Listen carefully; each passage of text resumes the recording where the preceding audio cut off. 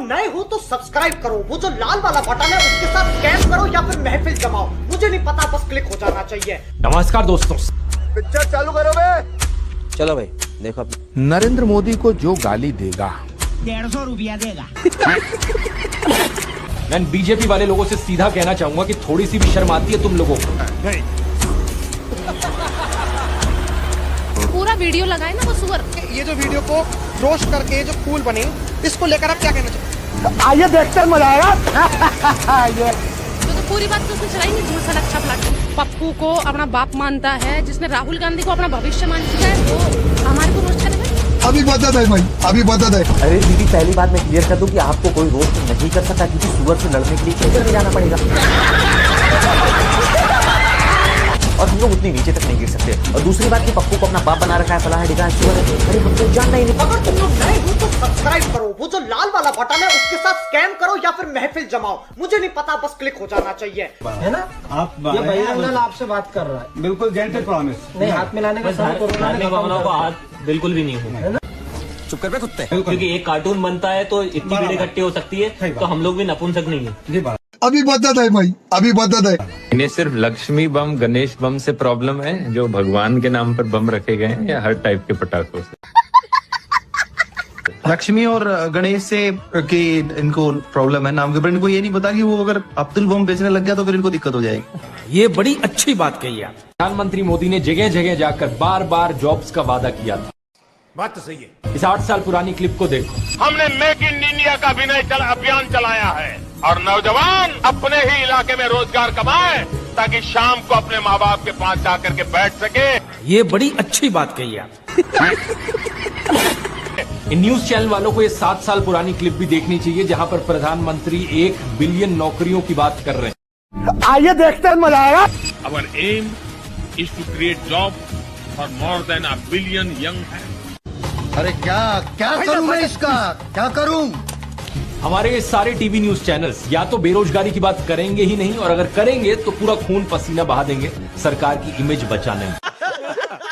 जैसे कि इन सुधीर चौधरी को देख लो, इन्होंने करीब 1 साल पहले ये प्रोग्राम किया, सबको सरकारी नौकरी क्यों चाहिए। ये आम जनता को ही डांटने लग गए, कहने लगे कि तुम्हें सरकारी नौकरी इसलिए चाहिए क्योंकि तुम्हें ऊपर की कमाई करनी है, यानी रिश्वत लेनी है।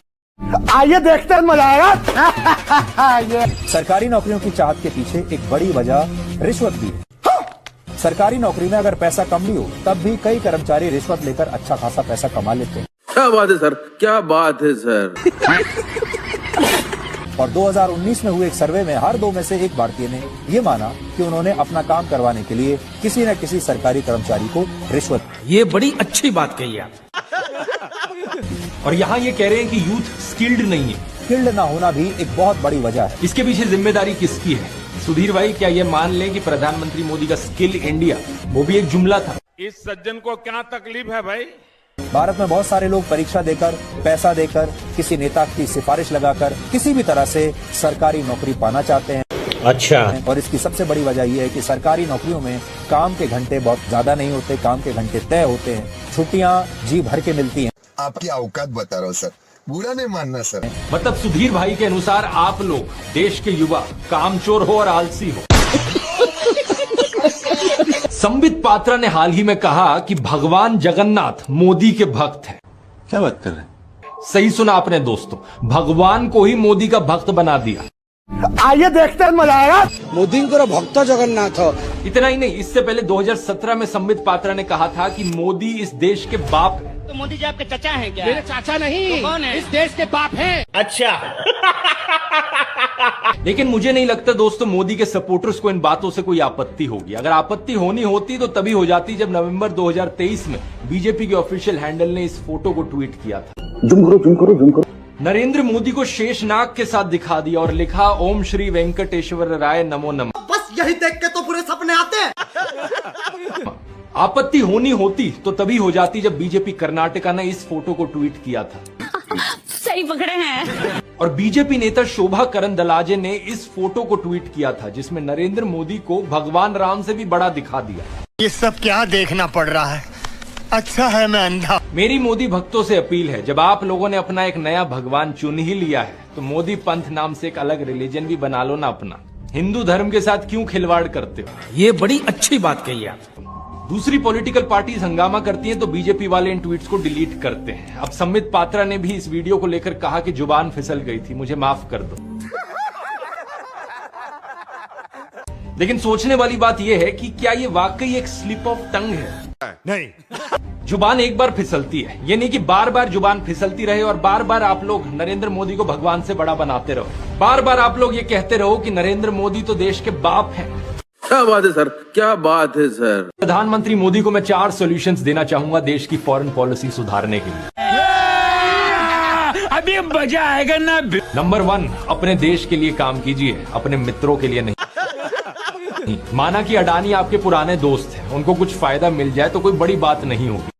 बात तो सही है, लेकिन याद रखिए कि आप भारत के प्रधानमंत्री हैं, तो देश की फॉरेन पॉलिसी का ज्यादातर फायदा देश को होना चाहिए, किसी एक इंसान को नहीं। ये बड़ी अच्छी बात कही आप। दूसरी चीज, देश में कम्युनल पॉलिटिक्स बंद करवाइए, विजिलेंटिज्म बंद करवाइए। आपका नारा तो बहुत अच्छा है कि सबका साथ, सबका विकास, सबका विश्वास, लेकिन आपकी पार्टी के नेता लिंचिंग अक्यूज को बेशर्मी से माला पहनाते हैं, आए दिन हेट स्पीच देते रहते हैं। आप ही के पार्टी के ट्रोल्स हैं जो देश के रिलेशंस खराब करते हैं दूसरे देशों में। सही पकड़े हैं। देश में लॉ एंड ऑर्डर रिस्टोर करने की जरूरत है ताकि पूरा देश शांति और एकता के साथ रह सके। क्या बात है सर, क्या बात है सर। जहां पीस होता है वहीं पर प्रॉस्पेरिटी संभव। यही करने से मेक इन इंडिया का शेर कुछ दहाड़ सकेगा, वरना अभी तो ज्यादा कुछ दिख नहीं रहा है। अभी तो देखिए कि कैसे फॉरेन इंस्टीट्यूशनल इन्वेस्टर्स भारत के मार्केट को बाय बाय करे जा रहे हैं। सही पकड़े हैं। तीसरी बात, फॉरेन पॉलिसी एक सेंसिटिव मैटर है, इसको इंटरनल पॉलिटिक्स के लिए इस्तेमाल करना बंद करें, वरना आप ही के ऊपर प्रेशर बनता है मसल फ्लेक्सिंग करने का। आप ही को रायता समेटना पड़ता है जो आपके ट्रोल्स फैलाते। और चौथी और आखिरी चीज, अगर दुनिया में कोई देश है जो आत्मनिर्भर बन सकता है तो वो है भारत। क्या बात कर रहे हैं? यहाँ पहाड़ है। हमको तो बस इतना पता है कि उसने दिवाली पे पटाखा फोड़ने के लिए मना किया था। बात तो सही है। फिर तुमने वीडियो बना के पटाखा फोड़ के उसको टैग किया। विश्व प्रसिद्ध जाहिर ध्रुव राठी ने कहा था कि आप पटाखे मत फोड़िए, तो उसने गोबर खाने के लिए मना कर दिया। हमारा तो सीधा और सिंपल सवाल है कि तुम गोबर कब खा रही हो? सरकार से यमुना साफ नहीं हुई, कोई बड़ी बात नहीं, पिछली सरकारों से भी नहीं हुई थी, टाइम लगता है। लेकिन दिक्कत इस बात से है कि लोगों को बेवकूफ बनाने के लिए एक फेक यमुना का घाट बना डाला, फिल्टर्ड पानी अलग से डालकर उसमें। इन लोगों से ढंग के सरकारी स्कूल नहीं बने तो फेक स्कूल बना दिया प्रधानमंत्री का फोटोशूट करने के लिए। इस सज्जन को क्या तकलीफ है भाई?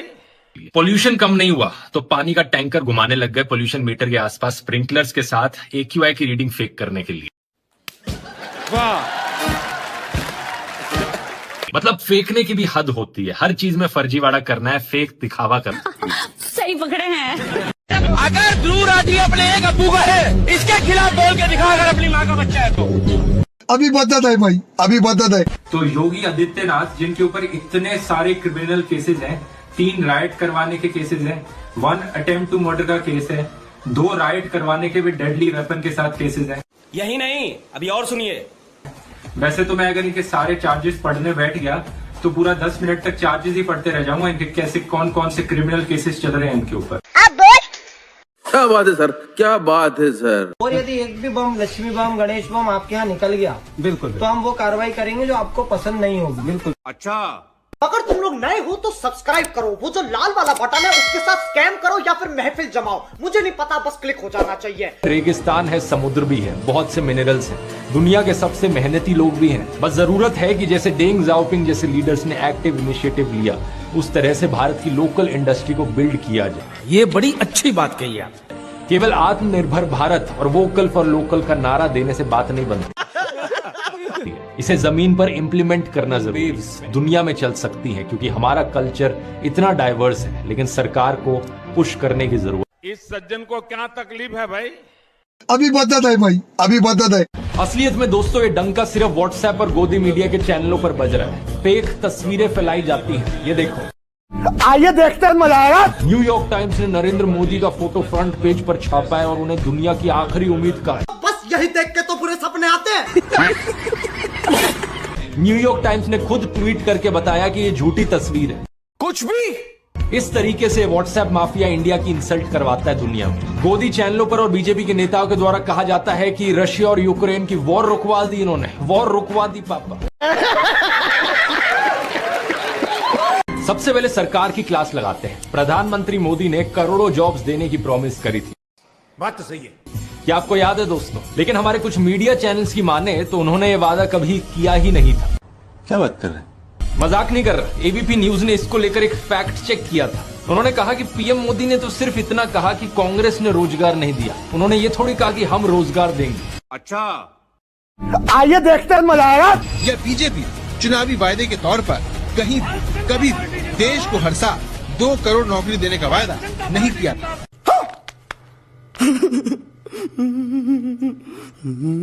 इसीलिए मोदी सरकार पर हर साल 2 करोड़ नौकरी न दे पाने का आरोप झूठा साबित हुआ है। दलाल दलाल। क्यों एबीपी न्यूज वालों, ये बताओ जरा, ये किस पार्टी की पॉलिटिकल कैंपेन है? युवाओं को बेरोजगार रखने वालों, जनता माफ नहीं करेगी। यही नहीं, अभी और सुनिए। चलो हालात बदले, देश की सरकार बदले। ये ऐड दोस्तों बीजेपी हरियाणा ने चलाई। पिताजी ने हमेशा पढ़ने को बढ़ावा दिया पर नौकरी ना मिली। विकास हो तो ही नौकरी निकले ना। इब जाग उठा है हरियाणा। बेशर्मो, शर्म करो शर्म। आज की सच्चाई पता है क्या है? मुझे बड़ा दुख होता है बताते हुए दोस्तों, इन्होंने हरियाणा को बेरोजगारी में नंबर 1 बना दिया। इस सज्जन को क्या तकलीफ है भाई? दिसंबर 2022 के सीएमआई डेटा के अनुसार हरियाणा में अनएम्प्लॉयमेंट 37.4% पर है, यानी कि पूरे देश में सबसे ज्यादा अनएम्प्लॉयमेंट यहाँ है। क्या बात है सर, क्या बात है सर। जब मैंने ये वीडियो बनाई थी मैंने खुलकर कहा था इसमें कि चाहे कोई हिंदू हो, मुस्लिम हो, क्रिश्चियन हो, चाहे एथिस्ट हो, हर जगह जहां भी अन्याय हो रहा है मैं उसके खिलाफ हूँ। ये बड़ी अच्छी बात कही आप। लेकिन मैं चैलेंज करता हूं इन गोदी इन्फ्लुएंसर्स को ये बोलकर दिखा दें। सच बात ये है कि ये हर अन्याय के खिलाफ नहीं है, इनके मन में नफरत भरी हुई है एक कम्युनिटी को लेकर। सही पकड़े हैं। और उस कम्युनिटी के खिलाफ ये लोग दिन रात जहर उगलते। बात तो सही है। लेकिन इसका मतलब ये नहीं कि अपनी कम्युनिटी की चिंता करते हो। इस उम्मीद को तो छोड़ ही दीजिए कि एल्विश कभी किसी मुसलमान औरत के खिलाफ हो रहे अत्याचार पर आवाज उठाएगा। ये हिंदू औरतों के लिए भी आवाज नहीं उठाएगा अगर इसे अपना बेनिफिट ना दिखे तो। जैसे कि मणिपुर का एग्जांपल लेकर देख लीजिए, इतने समय से लोग मर रहे हैं वहाँ, पूरा देश शॉक्ड है इसको लेकर, लेकिन एल्विश यादव को इससे कोई मतलब नहीं। बेशर्मो, शर्म करो शर्म। 250 दिन तक कश्मीरी पंडित स्ट्राइक पर बैठे रहे, क्या एल्विश ने आवाज उठाई? नहीं। कश्मीरी पंडितों की बात ये गोदी इकोसिस्टम सिर्फ तभी करता है जब मुसलमानों को बीच में इन्वॉल्व कर। क्या बात है सर, क्या बात है सर, क्या बात, ये बात है। इतने बुरे नहीं है इस देश के मुसलमान, देख की जरा क्या कहते हैं। आइए देखते हैं, मजा आएगा। नरेंद्र मोदी जी कहते हैं ना कि भाई मुसलमान आ जाएंगे तो ये हो जाएगा। मैं कहता हूँ एक भी मुसलमान को आप नौकरी मत दो, आप देश के तमाम हिंदुओं को नौकरी दो, हम लोग ठेली लगा लेंगे, ठीक है ना। आप मेरे तमाम हिंदू भाइयों को नौकरी दो, लेकिन दो तो सही। क्या बात है सर, क्या बात है सर। हमारा भी कर्तव्य है मुसलमानों का, सिख का, ईसाई का, कि अपने भाई को खतरे से बाहर निकाले। ये हुई ना बात। हाँ नहीं क्या करे, दिल्ली में मैं अकेला हिंदू, कुछ खतरा नहीं है। खतरा नहीं है। ये बड़ी अच्छी बात कही आप। फालतू बात है, किसी बात का खतरा नहीं है। सिंपल सी बात है कि किसी भी रिलीजन का जो भी इंसान गलत करे, हमारा लॉ एंड ऑर्डर उस पर एक्शन ले और बाकी सभी लोग देश में शांति से रह सके। ये बड़ी अच्छी बात कही आप। एक बार जरा ये वीडियो देखो। विश्व प्रसिद्ध जाहिर ध्रुव राठी ने कहा था कि आप पटाखे मत फोड़िए, इससे प्रदूषण फैलता है। अच्छा, तो इसीलिए प्रदूषण फैलाने की जिम्मेदारी हम सभी ने अपने कंधों पर ले ली।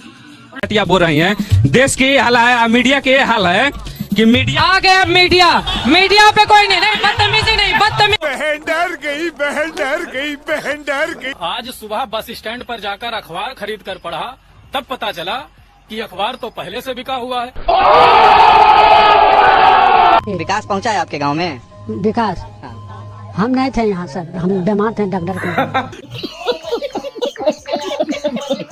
पत्रकार ने रवि किशन से ये पूछा कि खेसारी लाल यादव सवाल कर रहा है कि आप लोगों ने गुजरात को चमका दिया लेकिन बिहार को क्यों नहीं चमकाया। तो इसके जवाब में रवि किशन के मुंह से एक भी शब्द नहीं निकला। खेसारी जी बड़ा सवाल कर रहे हैं। गुजरात चमका दिए, बिहार क्यों नहीं चमका रहे हैं, क्यों नहीं फंड दे रहे हैं? खेसारी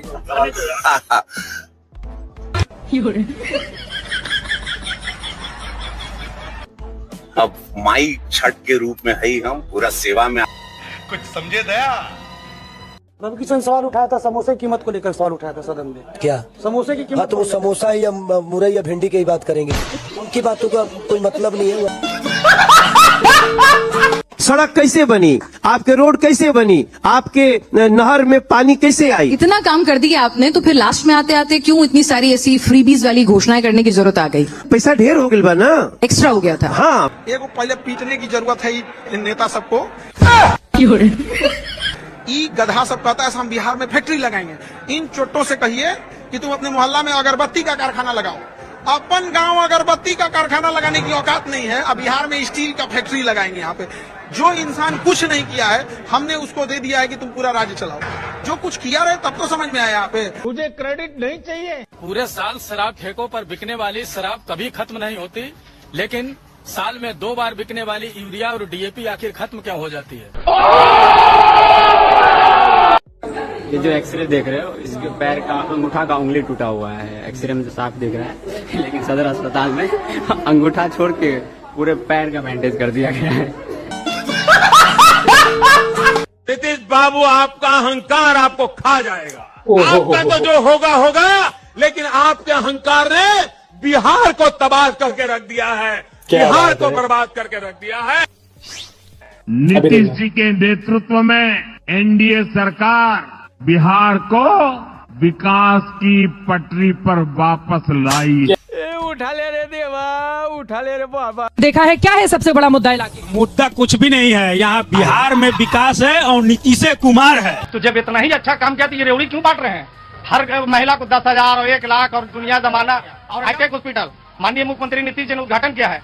अभी तक ना उसमें कोई डॉक्टर है, ना कोई कंपाउंडर है, ना उसका शेडर खुला गया है। नहीं, ऐसा नहीं हो सकता। बीजेपी के लिए ढोल बजाते थे इलेक्शन में, हम खुद बीजेपी के लिए ढोल बजाते थे? हाँ जी, उनके इलेक्शन में खुद ढोल बजाने जाते थे।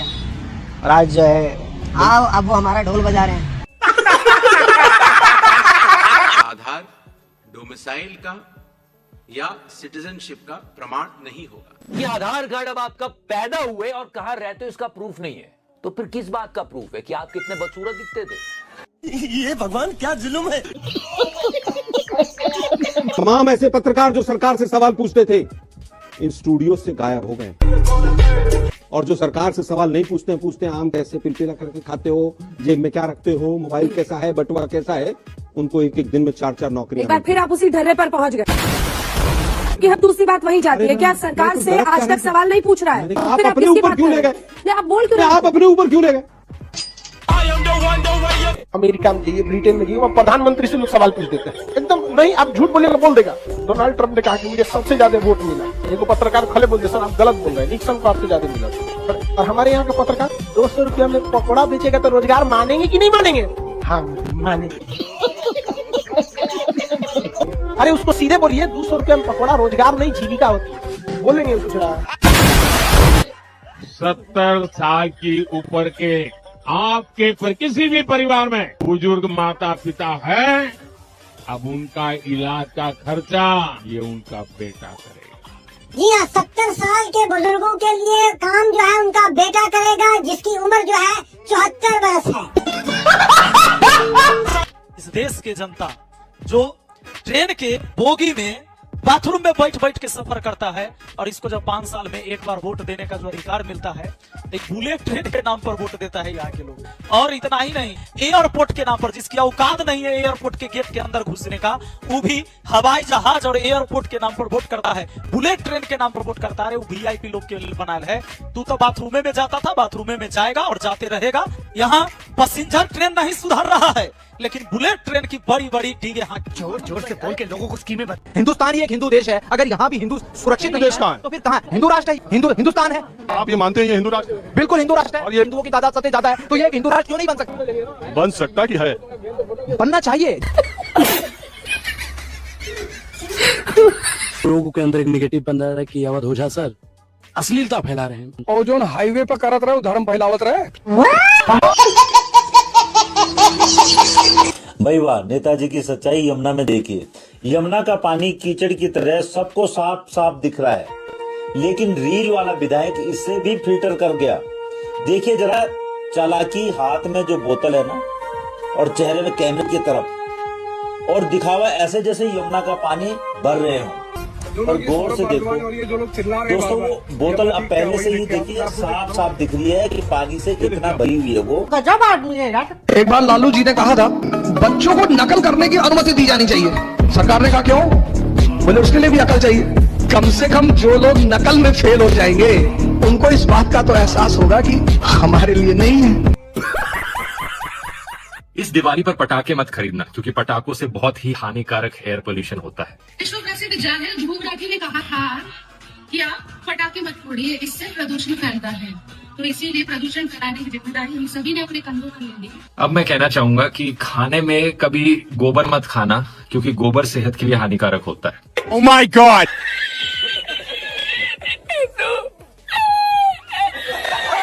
घुसपैठ पर ताला लगाना एनडीए की पक्की जिम्मेदारी है। माताओं, भाइयों, बहनों, मोदी जी ने इस देश को घुसपैठ से मुक्त कराने का काम किया है। सीवान वालों, मुझे बताओ, एक घुसपैठियों को बिहार से निकालना चाहिए या नहीं निकालना चाहिए? हम लोग इस वक्त ISBT आनंद विहार के पास हैं और ये MCD के ट्रक आप देखिए गोल गोल घूम रहे हैं। ये लगातार सुबह से लेकर शाम तक, रात से लेकर सुबह तक इसी तरीके से यहाँ पे पानी का छिड़काव कर रहे हैं। आप देखिए ध्यान से, सिर्फ ये गोल गोल घूम रहे हैं। ठीक है, ये लगातार आधा दर्जन ट्रक इस एरिया में घूम रहे हैं। और क्यों घूम रहे हैं मैं दिखाता हूँ पीछे। ये देखिए, ये है सरकार का मॉनिटरिंग स्टेशन। ये सरकार का पोल्यूशन मॉनिटरिंग स्टेशन है। इसको जूम करके दिखाना। और फर्जीवाड़ा करने में माहिर है लोग कि पोल्यूशन मॉनिटरिंग स्टेशन के चारों तरफ परिक्रमा करते हुए 24 घंटे कई ट्रक जो पानी का छिड़काव कर रहे हैं। अभी एक ट्रक और आएगा जो इसके ऊपर छिड़काव करेगा। वो ट्रक अभी पानी भरने के लिए गया हुआ है, सिर्फ इसलिए ताकि पूरी दुनिया के अंदर एक झूठ बताया जाए, दिल्ली में, देश में झूठ बताया जाए कि हमने प्रदूषण कम कर दिया। तुम बड़े खतरनाक लोग हैं। हमारे यहाँ ऐसा ही होता है। मैंने कहा माचिस तो झटका वाला है, आप एक झटके में लगाएंगे तो तभी आग जलेगा। आप हलाल करते रहेंगे तो कभी जलेगी नहीं वो माचिस।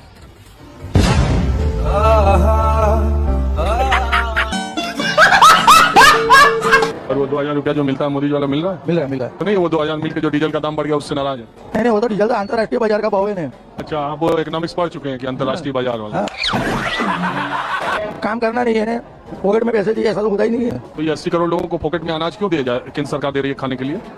तो 80 करोड़ लोगों को अनाज देने की जरूरत है। तब जब इतनी महंगाई नहीं है, बेकारी नहीं है, तब वो काम करें और कमाए खाएं। मोदी जी को बदनाम करने के लिए तो नहीं ऐसा बोलते। अच्छा, व्हाट्सएप पर है आप? ये सब मैसेज आता है कि नहीं? आता है ना सब मैसेज। हम अमेरिका को जीत सकते हैं, पूरे वर्ल्ड को जीत सकते हैं, पर मोदी भक्तों से नहीं जीत सकते। मैं पंडित हूँ, मैं मुसलमान हूँ, मैं राजपूत हूँ, मैं जाट हूँ, ये सब मन का वहम है। असल में हम लोग घंटा हैं, जिसे सब नेता वर्षों से बजा रहे हैं। टांग टांग। एक बात याद रखना आप सभी लोग, सरकार हमेशा जनता की बनती है। जनता अगर अंधविश्वासी है तो सरकार अंधविश्वासी होगी।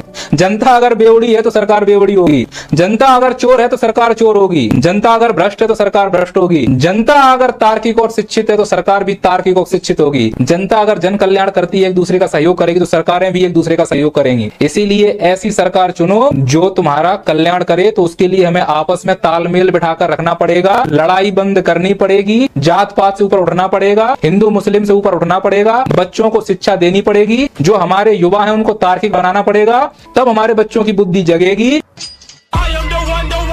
भारत में लोग राजनीति कर रहे थे, हमारी सरकार, कांग्रेस की सरकार, बीजेपी की सरकार। दुबई का राजा जो था, ये फ्लाइट पकड़ हांगकांग, कहा कि जितनी फैक्ट्री जानी है, जितना ऑफिस चाहिए, हम सेम बिल्डिंग बना के आपको देंगे।